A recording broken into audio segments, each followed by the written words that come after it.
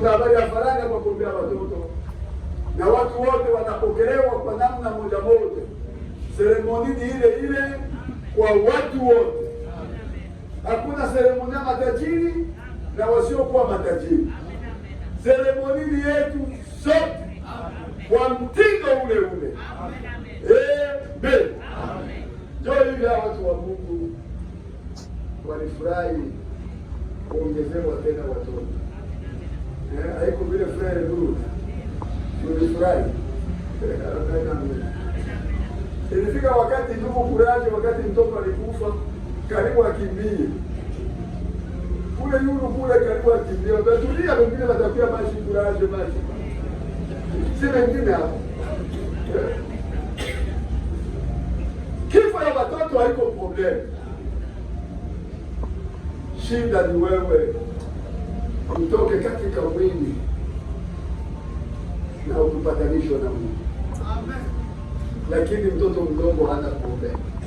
Na hawa watoto tunajua Mungu atajihusisha na wao.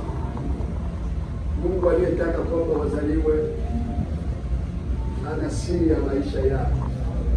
Kila ambacho tutafanya sisi kama kanisa ni kuwaombea baraka ili Mungu awahifadhi, na zaidi ya yote hao wamama ambao ni injili ya 5 wakeshi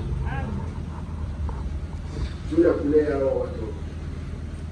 Watoto wanajuaka ujumbe mbele ya wakati. Kama mama anataka, mama akitaka, watoto watajua ujumbe na waanze kwenye dimanche wakitaka. Amen. Amen, amen. Uliona Akasia alipata magumu juu ya mama. Uliko mama mwelekeze kwa Mungu wa kweli, mama akamwelekeza kwenye miungu na ikaleta matatizo, hata hasira ya Mungu ikashuka. Mungu akauliza, kama Israeli hamuna Mungu, ili mwende kuuliza miungu. Amen, amen. Ndio wa mama, mnapoleta watoto kwa Mungu, nikitaka kumweka Mungu kwa nafasi ya kwanza ni maisha ya hao watoto. Iwe wagonjwa, mwite kwanza Yesu. Yeye ni rafiki wa watoto na anapendaka kusaidia watoto. Hata mbele ya kwenda kwa mganga, munaita kwanza Yesu, rafiki wa watoto. Anapendaka hivyo.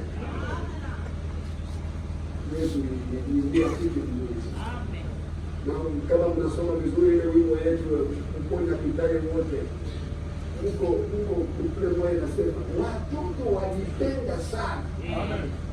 Jina lake Yesu ni walindano na mabaya. Amen. Jina la Yesu eti watoto wanalipenda. Banani wataingiza ile jina la Yesu ni maisha ya watoto? Ni nini wa mama ambao mko injili ya 5 wakati wa shida mbele ya kwenda kwa mganga, mwite watu wa Mungu, mwite wazee wa kanisa, mwite wa ndugu, muombe kwanza mtoto wangu mbele niende kuzeweka ama niende kwa mlango. Muombe kwanza Mungu. Maombi la gemzaka mama. Ana ikrenze. Amen. Gabriel. Oh, baba. Ni hivyo tutaomba kwa ajili ya watoto. Karibu yake tukomboe wakati. Najua siku ya Jumapili kuna vitu vingi sana. Sidhani basi tuanze ule. Tunaanza kwanza na ule. Wacha ile mtoto wake. Patezo na bila watoto. Ule mwenye pole pole. Ule mwenye pole pole chelewa.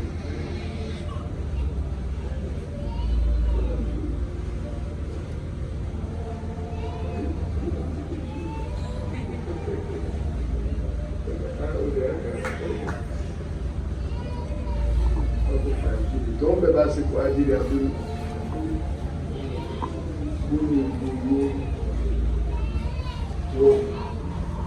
Mungu Baba. Furahi sana. sababu imetupendeza kuongeza dhamana Mungu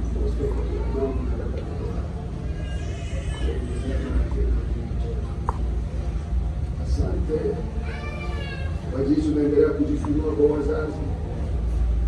Asante kwa jinsi ulimwezesha dada kustahimili mzigo wa mimba hadi afikirie mwito ulipokubali kufunga kwa amani na salama. Na leo wamewema wapende kwako mjana leo ambaye wazazi walijua ya kwamba ni wewe wapatia, ni wewe ndio na uwezo wa kumlinda vilivyo na kumepusha na kila kitu. Hivi tunamwombea baraka za ulinzi, tukinyosha mikono juu yake na kumweka wakfu kwa jina la Yesu Kristo. Neema ya Golgotha iliyofikia wazazi imzunguke huyu mtoto. Damu ya Yesu Kristo ambayo imetufikia kupitia ujumbe wa jioni iweze kumiliki maisha ya huyu mtoto, hasa hii nguzo ya moto iambatane na huyu.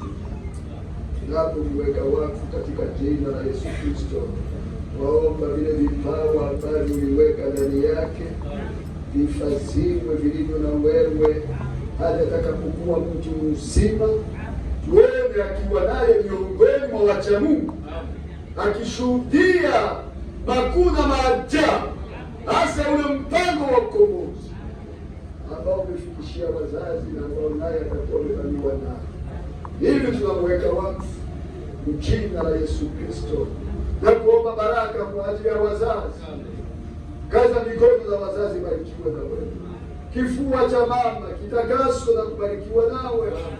Endelee kuleta maziwa safi ya kuchangia kwa afya ya huyu kijana. Mungu, ni hivyo tumuweka wakfu katika jina la Yesu Kristo uliye Bwana na Mungu wetu. Amen.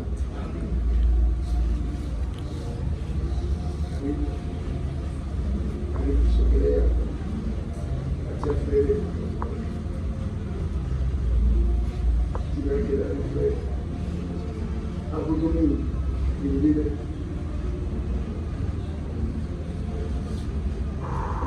abudumu alaiba abudumu abudumu Mungu wetu Baba wa milele, ilikataa wewe kuwa na mwili wa mwanadamu. Ilifika wakati watoto wa Ayubu waliondoka, lakini wewe ulipomaliza mpango na yeye ulirudishia huko Mungu yule ambaye yuko na vema uongeze tena jamaa la ndugu yetu Nura na dada mkeo kwa kumpatia tena huyu mtoto wa Mungu mwenye akwake na salama. Bwana Yesu, ni hivi tumweka wakfu huyu kijana, tukiomba baraka zilizofikia wazazi ziweze kumiliki.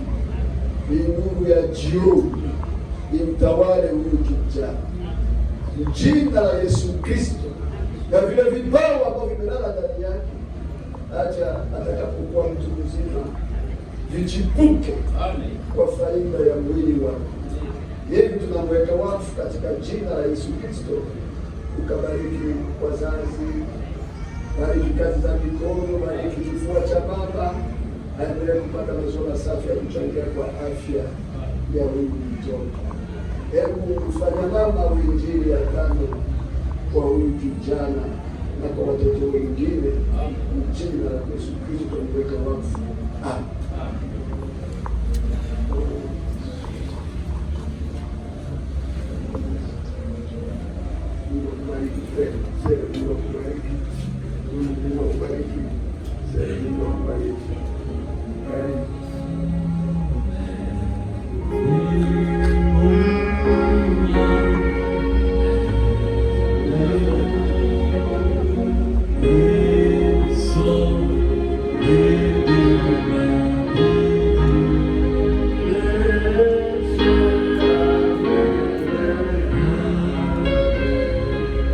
Thank you.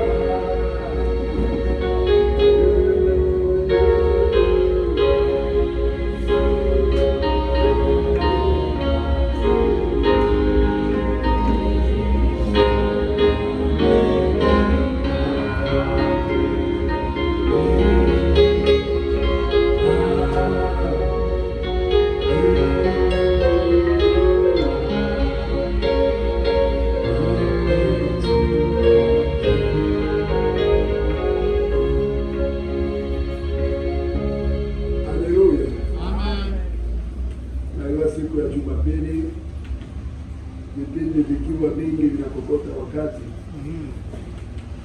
nikuwa katika roho sana. Na siku ya Jumapili ya leo iko matata sana. Basi tutafungua Biblia zetu katika Ufunuo wa Yohana sura 18 hadi 19.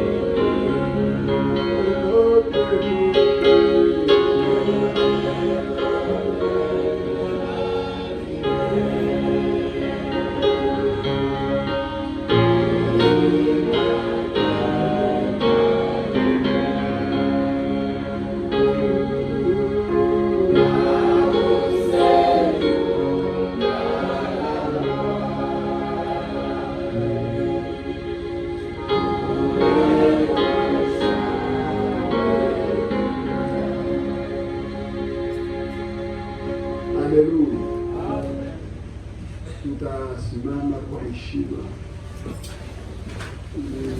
tusome neno la Mungu. Ufunuo wa Yohana sura ya 2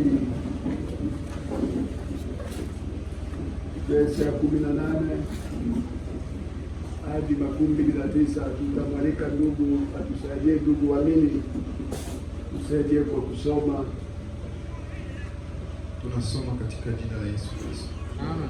Na kwa malaika wa kanisa lililoko Tiatira andika: haya ndiyo anenayo mwana wa Mungu, yeye aliye na macho yake kama mwali wa moto na miguu yake mfano wa shaba iliyosuguliwa sana. Amen. Na yajua matendo yako na upendo na imani na huduma na subira yako. Amen. Tena kwamba matendo yako ya mwisho yamezidi yale ya kwanza. Amen. Lakini nina neno juu yako, ya kwamba wamridhia mwanamke yule mwanamke Yezebeli, yeye ajiitaye nabii, na kuwafundisha watumishi wangu na kuwapoteza, ili wazini na kula vitu vilivyotolewa sadaka kwa sanamu. Nami nimempa muda ili atubu. Amen. Wala hataki kuhutubia uzinzi wake. Tazama, nitamtupa juu ya kitanda, na hao wazinio pamoja naye wapate dhiki kubwa, wasipotubia matendo yake. Nami nitawaua watoto wake kwa mauti. Amen. Na makanisa yote watajua ya kuwa mimi ndiye achunguzaye viuno na mioyo. Amen. Nami nitampa kila mmoja wenu kwa kadiri ya matendo yake. Amen.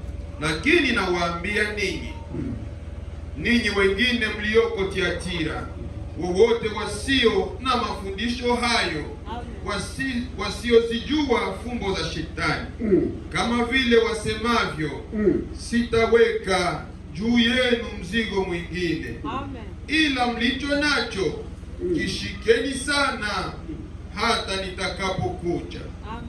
Na yeye ashindaye na kuyatunza matendo yangu hata mwisho, nitampa mamlaka juu ya mataifa. Amen. Naye atawachunga kwa fimbo ya chuma, kama vyombo vya mfinyanzi vipondwavyo. Amen. Kama mimi nami nilivyopokea kwa Baba yangu, nami nitampa ile nyota ya asubuhi.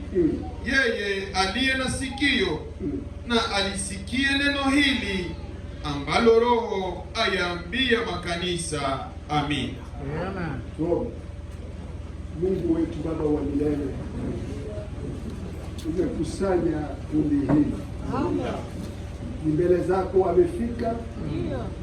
Wanakutazamia wewe kunena wao. Amen. Naomba kabla mambo yote nitazamie tu chini ya damu. Mimi ni mtu duni, mdhaifu, ninaanguka kila leo, nashindwa kila leo.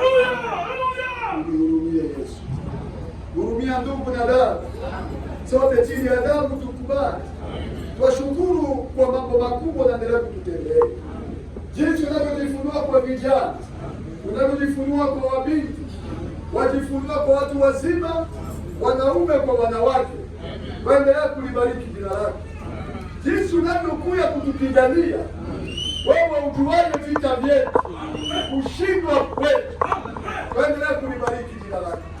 Na ni wewe tunaalika mara tena kwa mchana wa leo, hata kusoma haya maneno, waomba Roho Mtakatifu aliyemtafsiri aingie uwanjani auisha ya maandiko, nasi tuwezeshwe nao. Tu watu duni wadhaifu, hatujui lolote, bali twaomba tushike mkono. Wewe ambaye unajua huyu mkutano, nia na makusudi yamekulala ndani ya kila mmoja wetu, utuokolee na yukinyuma mapenzi yako, jama la shetani zibomolewe. Roho Mtakatifu amiliki kwa jina la Yesu Kristo. Yesu, ututumikishe kadiri utakavyo. Usikubali ya kwamba watu wako wangerudi kadiri walivyokuja, bali tuonekanie katika hiyo neema yote iliyopa kwako, katika jina la Yesu Kristo uliye Bwana na Mungu wetu. Amen.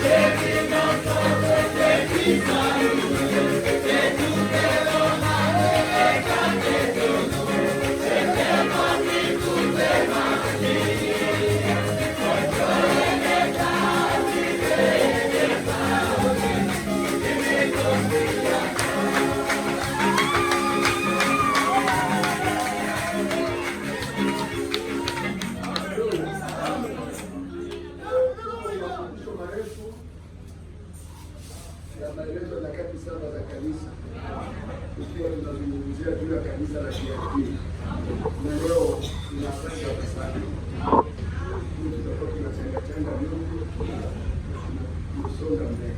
Amen. Tusiambie mbona aliacha mafundisho ile tu. Dada wanasema hapa hivi le lever du soleil. Aujourd'hui, on célèbre partout dans le monde un service commémoratif. En tout cas, aux États-Unis ou dans toutes les églises de cette partie du monde, c'est un service qui commémore la plus grande victoire que l'homme ait jamais eue. Et tu l'as au niveau du compte.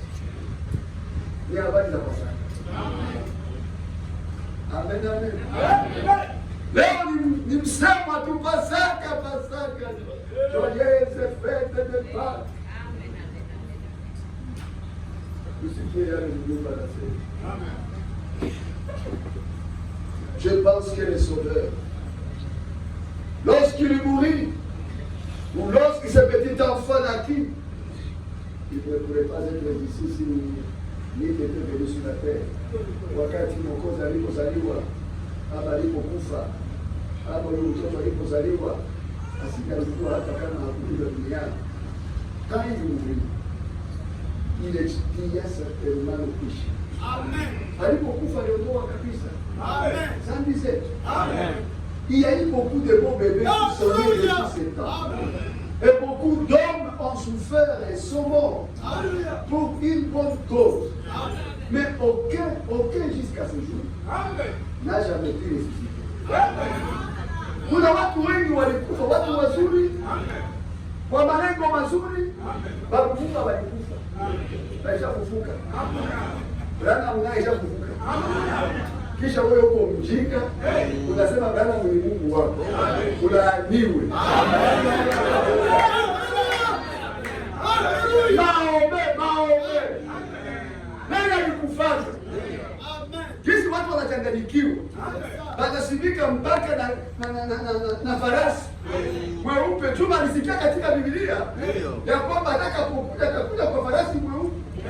Na wanabandika mfarasi pale. Na wanaibadilisha. Wanabadilisha hiyo farasi. Biblia inasema akifufuka atapandia. Tangu bana.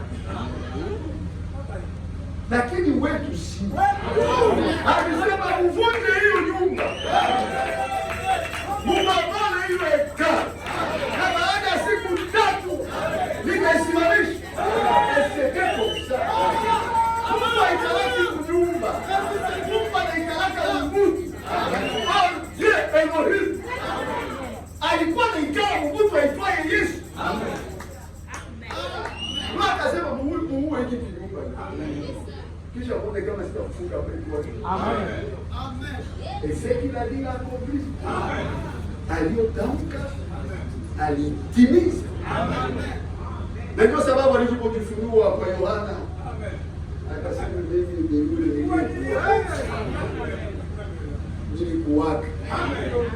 Nikakufa. Na hivi niko hai. Bila mwisho. Maana kwa ile processus ya kwenda kule kuzimu, anaenda kuambia baba Ibrahimu ndio mio. Ule mlikuwa mnangoi. Ayubu.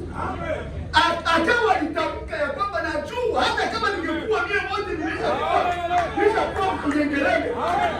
Hii mwili yangu yote inakuwa mdogo.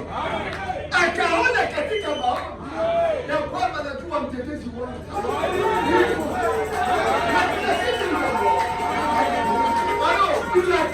Il a cru. Alilala anaamini kwa habari za ujio wa mkombozi wake. Na huyo ndio alipaswa aenda mwambie alimbie huyu. Juu shetani aliweza kwamba na makamata mateka. Kisha anaweka ule mkamuni. Na muda akafunguka. Alipofufuka hakupewa mwenyewe. Tutafutia na leo. Kisha mtu akwambia aseme alimeshafanyika. Niangalie kwanza hiyo baba. Wengine katika ujumbe wanadanganya wengine ya kwamba alimeshafanyika hapa, alimeshafanyika na akiaona wapenzi wetu. Wale watu waliolala na matumaini ya kungoja ujio wa Masihi. Masihi aliwafikishia habari kuu na akawatosha wote. Mathayo anaonyesha kwamba walipofufuka, hiyo siku walipofufuka na makaburi na watu wakawa wengi. Yerusalemu watu waliwaona. Kisha watasema wafu baisha kufufuka na huko na waona. Wafu wafufuke kwende tena na tension. Ngapi wagonjwa tension? Asema tension ipande. Tukawayakule. Siku watafufuka. Hii mwili ya kukufa itavaa kutokukufa. Mwili wa utukufu. Mais les gens trompent les gens. Qu'est-ce qu'on a ce qu'il y a parce qu'il est déjà venu. Il est déjà venu frère. Ils sont ici. Ikote yako. Amen. Sasa sikiliza ndugu dada. Hizi habari za ufufuo. Cette semaine est la plus glorieuse semaine de toute l'histoire. C'est la plus grande célébration. Asema ni mojawapo ya maabudio makubwa de tout le temps. C'est ta Pâque. Sasa Pasaka maana yake ni. Na hiyo habari ya Pasaka ilizungumzwa ama iletwa vipi? Porque tuelewe ni kama tuko identifier. Kama wewe na wewe unahusika na Pasaka. Habari za Pasaka zilikuja namna gani? Pasaka ilikuja wakati Mungu anasema na wale aliojua na alioita, na ambaye aliwaambia mtaenda kutumwa Misri muda wa miaka 100, na baadaye nitawaokoa, nitawatosha huko. Na ilipofika wakati juu ya uasi yao, kama mwibaki basi uende angalia, Mungu alimtuma Musa kwa sababu Mungu anatumikana kila mara na watu. Mungu hawezi kutumika bila Mungu.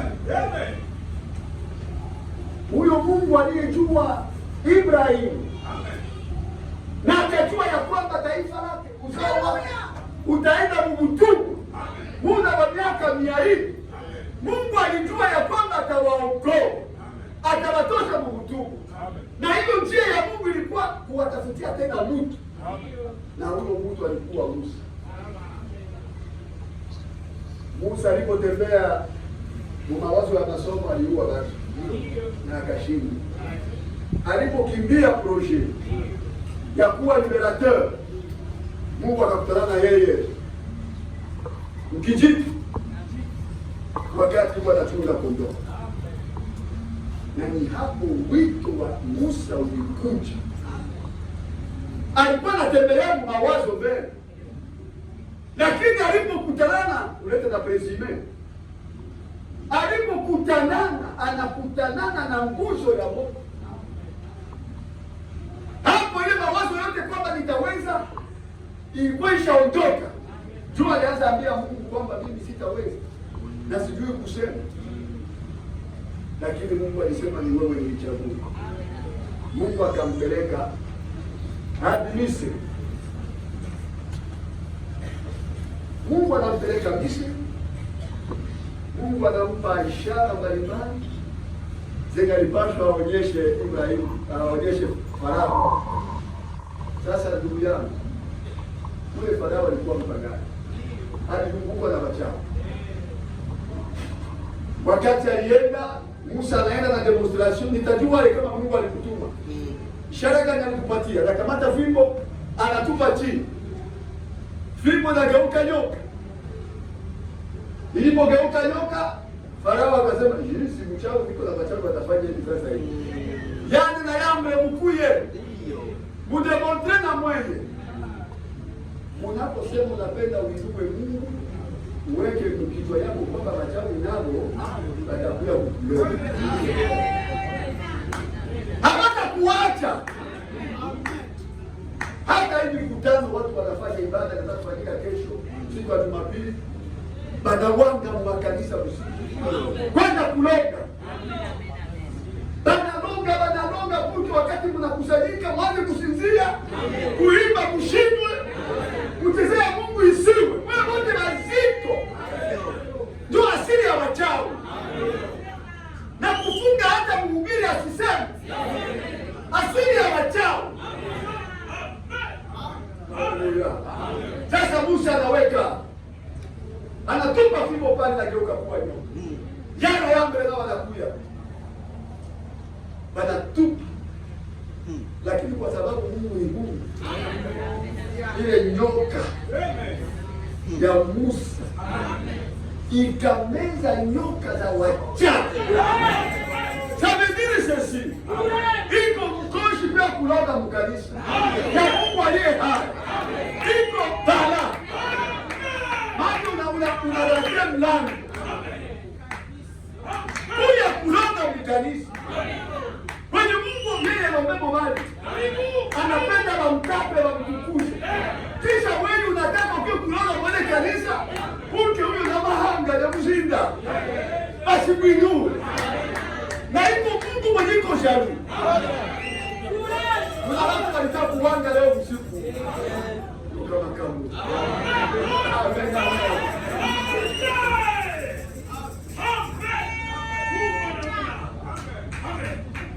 Baba na watu wa Mungu, niko napenda uelewe habari za Pasaka. Amen. Neno Pasaka. Na ishara 10 aliifanya Musa, na Mungu akafanya moyo wa Farao kuwa mkuu. Amen.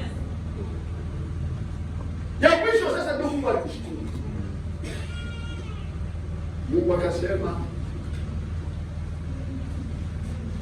sasa ni lazima Israeli atoke.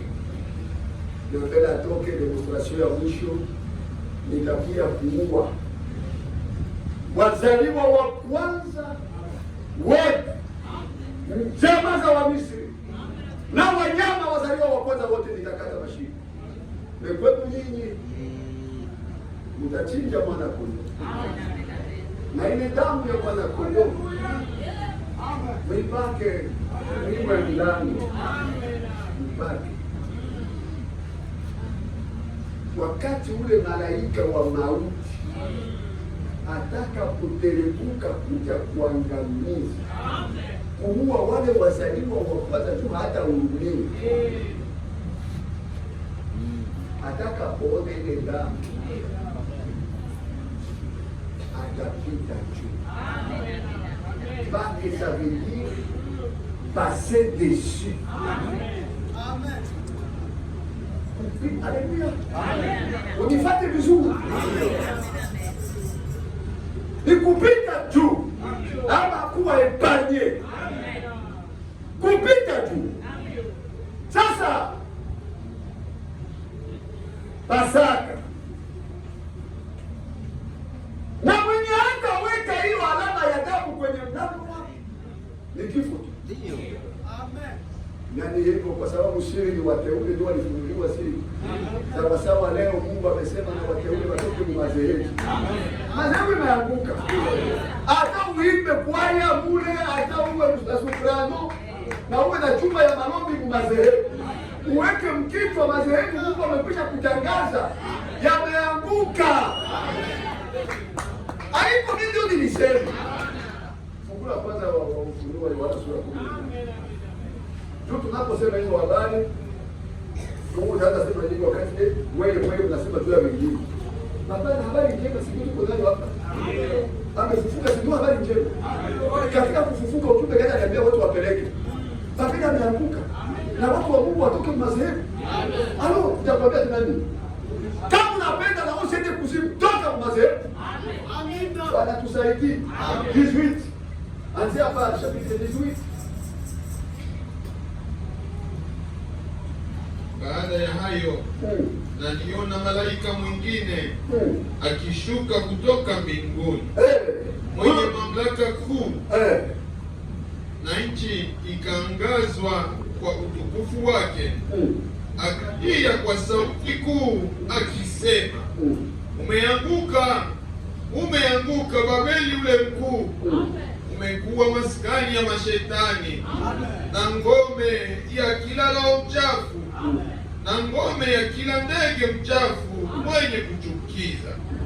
Kwa kuwa mataifa yote wamekunywa mvinyo ya ghadhabu ya uasherati wake, na wafalme wa nchi wamezini naye, na wafanyabiashara wa nchi wamepata mali kwa nguvu ya kiburi chake.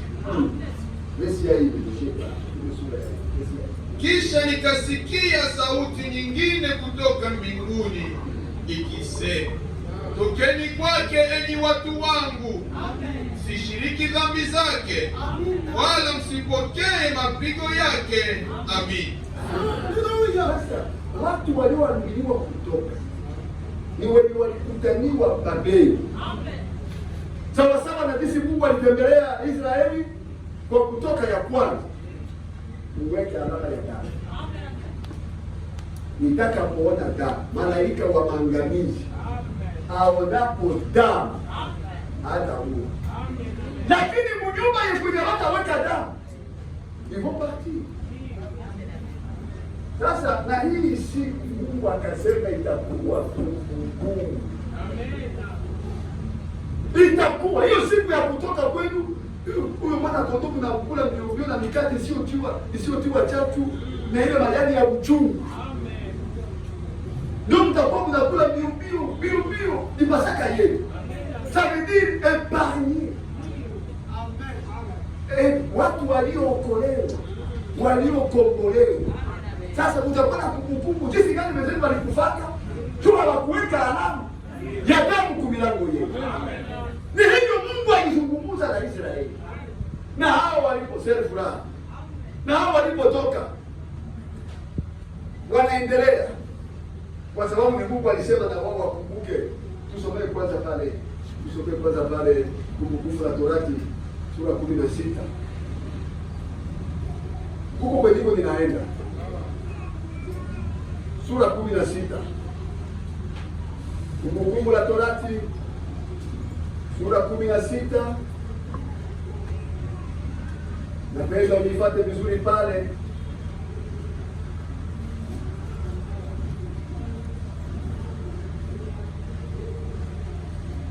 Unaanza kwa verse ya kwanza.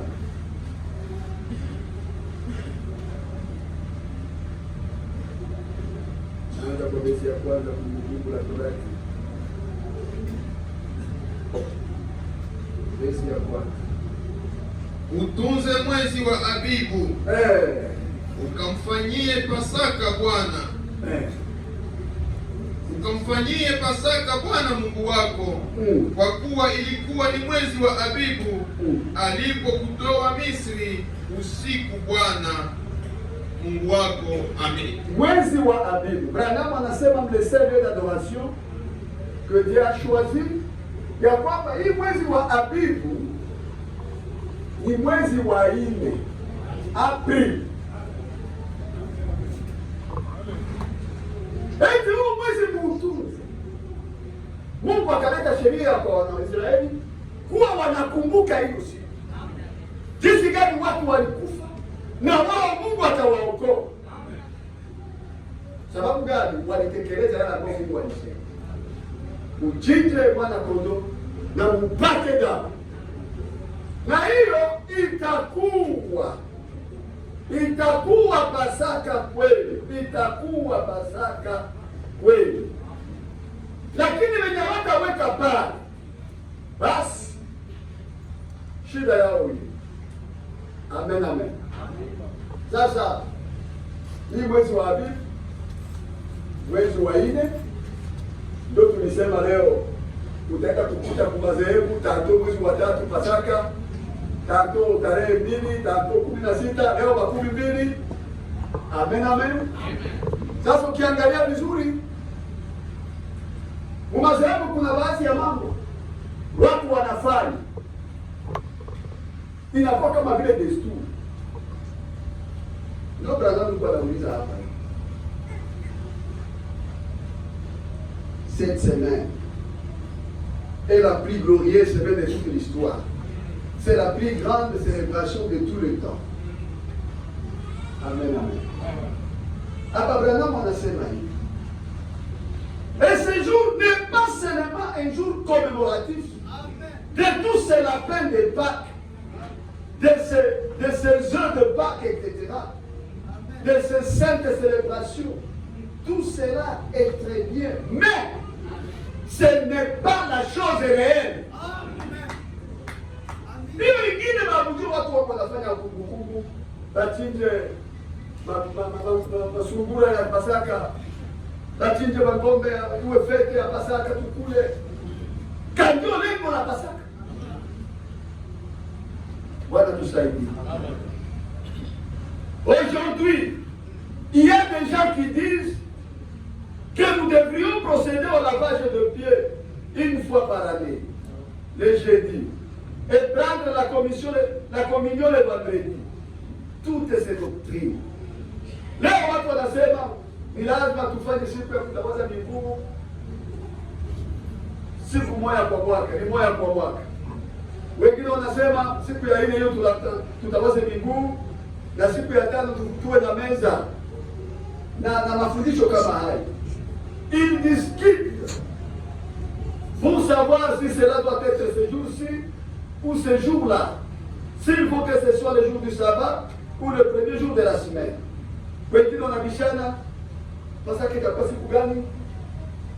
Iko siku ya posho ama siku ya kwanza ya juma? Toutes ces choses ne sont que traditions. Quel bien vous feront tous ces rites, que vous respectiez ou non le carême, s'il n'y a pas de vie en vous. Sasa kutekeleza hizo Pasaka zote, hizo taratibu zote za makanisa, sasa itakusaidia nini uyashiriki hayo wakati ndani yako hakuna uzima wa Mungu? Kwa sababu ikiwa Kristo alifufuka ni kwa sababu ndani yake mulikuwa roho Mungu mzima alikaa. Mungu alikaa ndani ya Yesu. Paulo akasema Wakolosai, toute la plénitude de la divinité. Mungu yote ilala ndani ya Yesu. Na ndio sababu aliambia mubambole imwe, muue imwe, na baada ya siku 3 nitafufuka. Sasa swali liko, roho wa Kristo iko ndani yako, kwa kutazamia na wewe utafufuka. Kwa sababu bila Roho Mtakatifu ni kazi bure, ni kazi bure. Licha unaweza kushiriki mapasaka, unatekeleza karika ile Kwaresima, tuko mkareni. Na mkareni unapaswa kufunga kitu yako kwa yenye watu wote hata nini. Kaiko marite, c'est la vie. Uzima wa Mungu uwe ndani yako. Haleluya. Kwa sababu Paulo amesema nini? Ikiwa roho yule yule aliyemfufua Kristo kutoka kwa wafu ipo ndani yako, roho huyo huyo ukifa na wewe atarudisha dini. Amen. Sasa kama hauna hiyo Roho Mtakatifu, hata kama ungetekeleza tutaimba kukwaya leo, tutaimba Pasaka leo, tutajikuta repetition, tutaimba leo, tutaenda kunjea msalaba leo. Ce sont des rites. Ce ne sont pas des choses essentielles. La chose essentielle, c'est l'esprit de Christ. Iko ndani yako. Kwa sababu kama roho wa Kristo iko ndani yako ni kazi bure. Ndio tulizana jana. Na mnaka tunasema Roho Mtakatifu ndio unakata nywele. Au kama ukata nywele gizani. Kifuniko mwanamke ni nywele zake. Sasa uko nakata zile nywele. Wengine mishuko tusiseme. Oh, siko nazikata lakini mimi nasukaka. Kwa Paulo akasema tu ya kujipamba kweli. Bwana tusaidie. Huko na vaa suruali. Aseme hii Mungu angalia yake ya nje. Zika ndani mimi naonesha nje. Unavaa pantalon kwa sababu wewe hauamini ni Mungu anasema. Ungelikuwa na vile Mungu anasema, ungesema Mungu anakataa kuvaa nguo za wanaume. Huko nakuta wanaume ndio kama kikombe wa jamii yake, asema tunakonkonde. Mimi na vikombe mbili, wala naenda kushati kwa pantalon ya bibi yake. Ndio kikombe ya bibi yake. Asema konkonde. Na mtoto wangu barabara ndio wala nataka kukamata hivi. Maandiko yanakataa kusimama mambo ya wanawake. Na Roho Mtakatifu atasema amina. Ni Mungu alisema. Sasa ndio tujiulize wapenda wasema. Ikiwa haleluya. Tusome kwa safari wa Warumi. Tusome kwanza Warumi. Branham anakuambia hii celebration yote sans l'esprit de Christ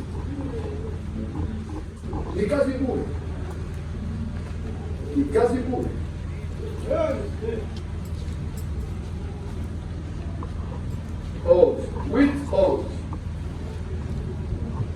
Romains chapitre 8 verset 11. Lakini ikiwa roho yake yeye aliyemfufua Yesu katika wafu anakaa ndani yenu, yeye aliyemfufua Kristo Yesu katika wafu ataiuhisha na miili yenu iliyo katika hali ya kufa kwa roho wake anayekaa ndani yenu. Amin. Et si l'esprit de celui qui a ressuscité Jésus d'entre les morts habite en vous, celui qui a ressuscité Christ d'entre les morts rendra aussi la vie à vos corps mortels par son esprit qui habite en vous. Amen. Donc le Branham a dit, quel bien vous feront toutes ces rites, que vous respectiez ou non les carrés, s'il n'y a pas de viande. Itakusaidia mimi kutekeleza hizo sherehe zote, hizo taratibu zote za Pasaka na Noeli na kadhalika, wakati ndani yako hauna uzima. Ce n'est qu'un service commémoratif et ne peut rien dire l'un contre, mais s'ils ont certainement conservé leur tradition, ils ont abandonné le principal. Amen, amen. Sasa ukikamata vizuri, tulisikia tumatena kama ilifanya hapo dimanche de Ramo. Sijui ilikuwa dimanche passé. Ilikuwa le 13 pale kama le 13.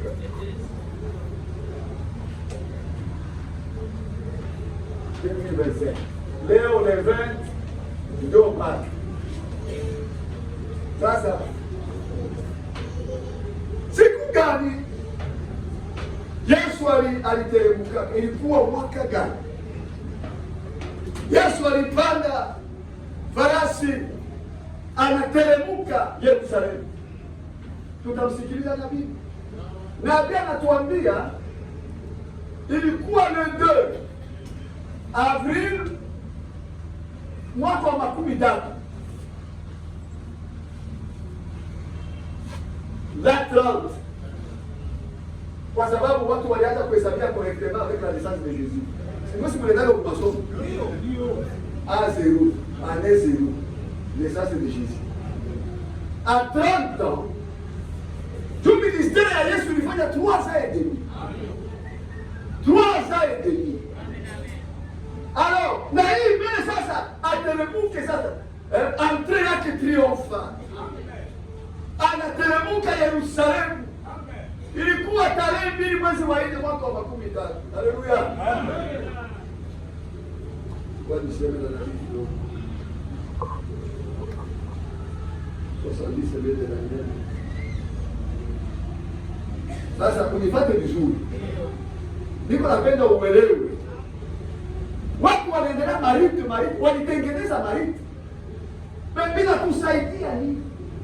Ikiwa roho wa Mungu hayashindikizi ndani.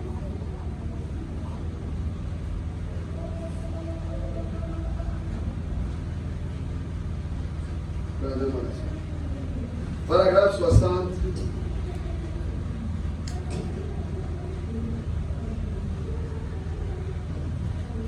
Paragraphe 80. 70 semaines de Daniel. 80, paragraphe 80. Or, Jésus le Messie,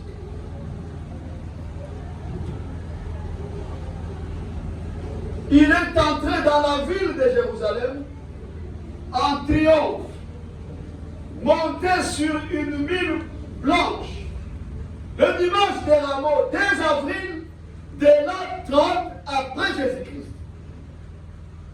Jésus est entré dans Jérusalem le dimanche, Rameaux de l'an 30 après Jésus-Christ.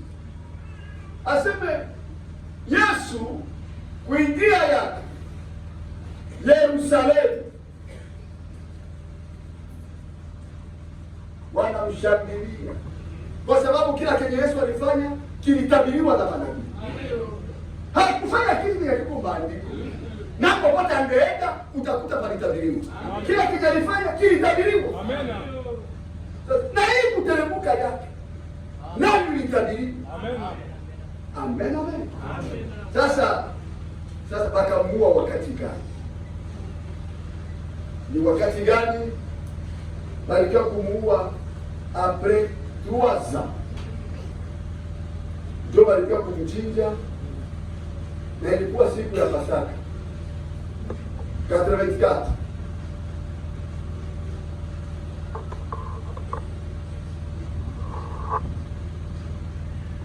Notre calendrier prophétique nous ramène à 360 jours, celui que nous utilisons à ce moment à travers les Écritures. Ce qui nous donne exactement 483. Voilà, 483, voilà tout à fait la preuve de la prophétie, exactement la vérité. En effet, depuis le moment de l'annonce de construire le temple, jusqu'à la destruction, quand ils ont rejeté Christ et qu'ils l'ont mis à mort en l'an 33 de notre ère, quand Christ a été mis à mort, ça fait exactement 483 ans. Amen, amen. Mwaka 13 Yesu, avril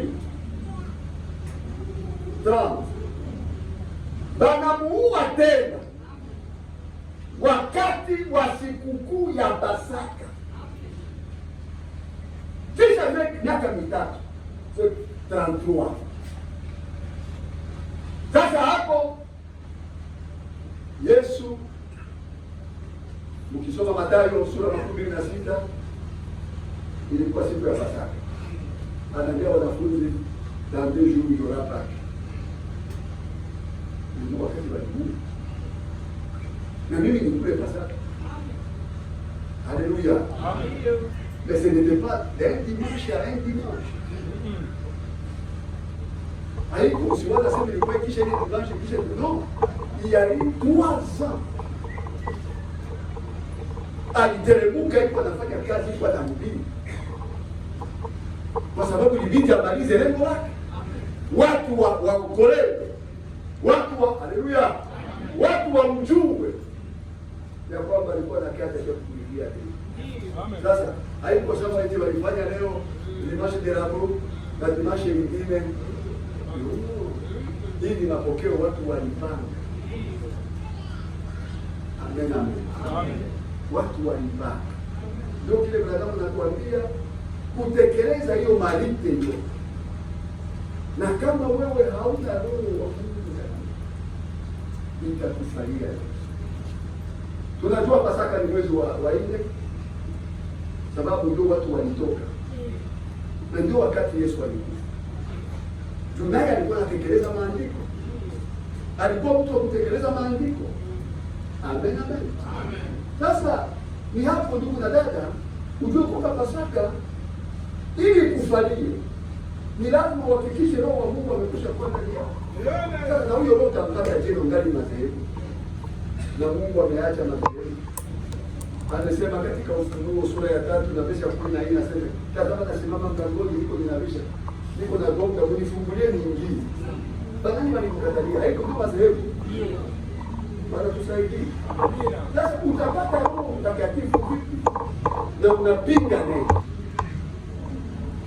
Utasema wewe, mbona na sisi tunaombeaka wagonjwa wanapona? Haleluya. Maka iko Roho Mtakatifu kule. Ndio. Kwa sehemu fulani ni Roho Mtakatifu, karama za Roho Mtakatifu. Unaweza kuwa na karama ya Roho bila Roho Mtakatifu. Mungu anaweza kukutumikisha na wewe hauna uzima wa Mungu ndani yako. Tukamate mfano wa Balaamu. Balaamu nabii. Kamata mfano wa Yuda Iskarioti, mtumishi wa Mungu, naye alitumwa kwenda kuombea wagonjwa wakapona, lakini mwisho walimkana Yesu. Bwana tusaidie. Balaamu yeye nabii akatabiri, na hadi leo nabii wake huko kweli. Mungu alimtuma anamkodi. Mungu anamwambia usiende kulaani Israeli, usiende kulaani Israeli. Yule mpaka leo mafuta, lakini kwa faranga aliacha neno, akafuata ushawishi wa Balaki. Na mwishowe alitabiri. Na Branham anazungumza kwamba kuna baadhi ya watu wengi wataenda kuoa na walitumikishwa na Mungu. Sababu gani? Hawakujali sauti ya Mungu. Mungu amekuja kutangaza maanguko ya madhehebu. Upende usipende ni Mungu ashasema. Unichukie usinichukie, Mungu ndiye alisema. Ukatale usikatale, Mungu aishasema. Ni kwa yule aliyenasikia. Ujumbe ni kwa aliyenasikia. Amen, amen. Kitu ya kwanza ubatizo ulio nao ni kinyume. Ama wajumbe wetu inaendelea. Ama wajumbe wetu Uke Mungu awakonsidere kuwa wajumbe, ilibidi waambatane na Paulo.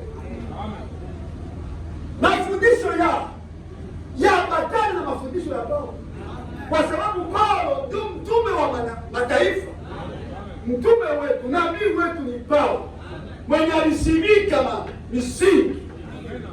Haleluya. Kisha Mungu kumuita, Mungu akampa kazi ya kutufikishia habari za wokovu. Yeye ndiye alisimika. Na ndio maana aliambia watu, sikupata ile kimasomo. Hakuna mwanadamu alinifunza, lakini ni Mungu alinifunza. Na kukikuya malaika kutoka mbinguni ahubiri kinyume na mie Paulo, alaaniwe. Narudia tena. Usome kwanza pale wakati. Yeye Paulo yuko anasindiria mara mbili. Kisha huko anasema kwamba utakuwa mhudumu na huko mwanamke. Kisha utaenda kumbingu ya nani? Wewe walifanya na mimi kwa shemasi.